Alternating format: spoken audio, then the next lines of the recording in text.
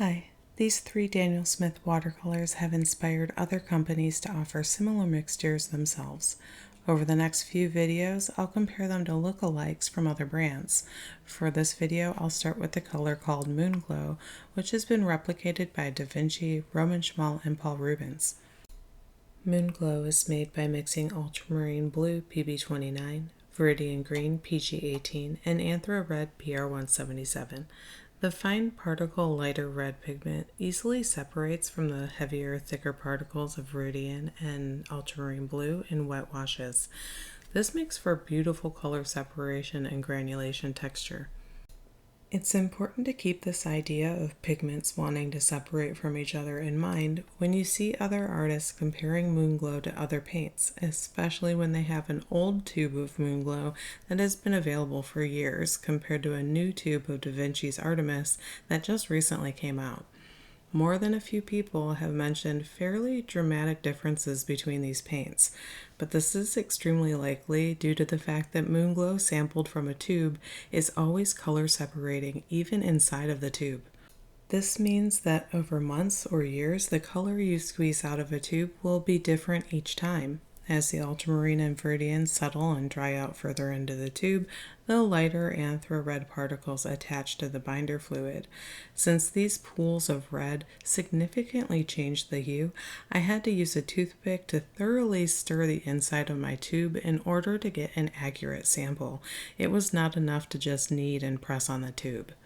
To verify my tube sample was as close to Daniel Smith's intended color after mixing it up, I also sampled a dry pan that came in the Colors of Inspiration pan set, as well as a third example from their dot card, all of which were a very close match in both mass tone and diluted ranges to Da Vinci's Artemis. It uses the same pigment ingredients in almost exactly the same ratio and resulting hue, but these two paints, while very close, are not quite the same due to the fact that Da Vinci uses different raw materials. There are minor differences in their binder, how they flow or disperse, as well as the way the pigments granulate. Da Vinci's dry pigment seems to be ground more finely than the coarser pigments in Daniel Smith paints, which is particularly notable in their version of viridian that has less texture.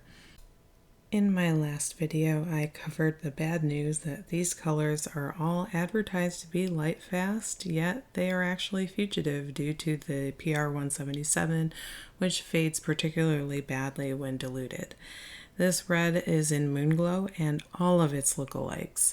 And I was really sad to see that about Szmal's version because they changed the beautiful viridian to a darker cobalt green and left the fugitive red the same. Paul Rubens was a bit of a disaster to compare because it appears as if the names on their paints are switched, where Moonlight is actually a dupe of Daniel Smith's Shadow Violet containing the same orange PO73, and their Shadow Purple is a dupe for Moonglow. But they also confusingly skipped labeling the red they used on both the tube and the online color charts. I assume it's either a red dye that doesn't have a pigment code or it's also PR177 because after a Lightfast test it is fading just as bad as Moonglow. This mixture would have looked a lot different if it truly only contained a blue and a green. It's also weird that they charge more for Shadow Purple than their other colors because it has way more ultramarine blue in it instead of the more expensive viridian pigment. You'll get none of that beautiful green separation here, so the color does not compete well as a Moonglow substitute. I can't really recommend any of these convenience mixtures regardless of how pretty they are. It's easy to mix your own from Lightfast and individually useful single pigments instead. Please check out my last video if you want to know more about how to mix your own Lightfast version. I'm currently working on a recommended list of colors for setting up a versatile palette capable of replicating color separating mixtures like these and other Daniel Smith fan favorites like Rose of Ultramarine, Undersea, and Cascade Green. I'll put a link to all of the art supplies I used in the description section below. I hope you found this video helpful, and if you have any feedback, I'd love to hear from you in the comments.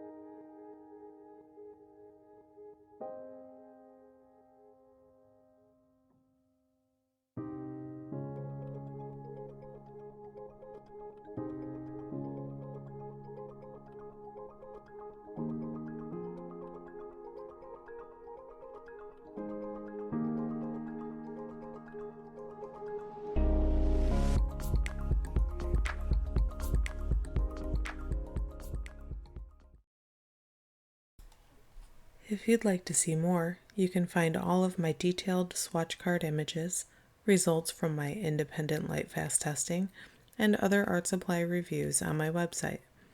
I'm currently building a huge pigment database where thousands of colors can be compared side by side with paint from other brands. Updates about this project, along with line art drawings and high-res color scans, are also available on Patreon. Thanks for watching.